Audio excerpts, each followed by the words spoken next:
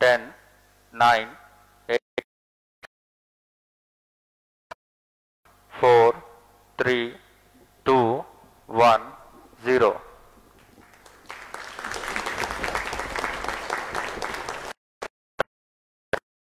భారత అంతరిక్ష పరిశోధన సంస్థ ఇస్రో ఆదివారం పిఎస్ఎల్వి C61 ప్రయోగం చేపట్టింది. శ్రీహరికోటలోని సతీష్ ధావన్ అంతరిక్ష కేంద్రం నుంచి రాకెట్ను ప్రయోగించారు. అయితే ప్రయోగం మొదలైన కాసేపటికే మిషన్ ఫెయిల్ అయినట్లు అధికారులు ప్రకటించారు.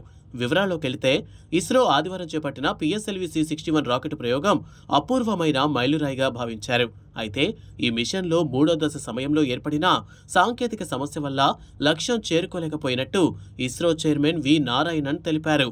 పిఎస్ఎల్వి C61 ద్వారా EOS-09 శాటిలైట్ను ఆదివారం ఉదయం 5:59 ఆంధ్రప్రదేశ్లోని శ్రీహరికోటలో ఉన్న సతీష్ ధావన్ అంతరిక్ష కేంద్రం నుంచి ప్రయోగించారు.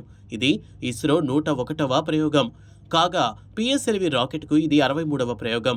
ఇక పిఎస్ఎల్వి XL కాన్ఫిగరేషన్ ఉపయోగించిన ఇది 27వ ప్రయోగం.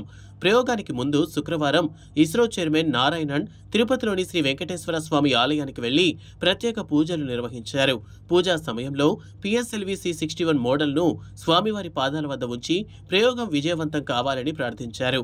EOS-09 శాటిలైట్ విశేషాలు. ఈ శాటిలైట్ బరువు సుమారు 1696 కిలోలు.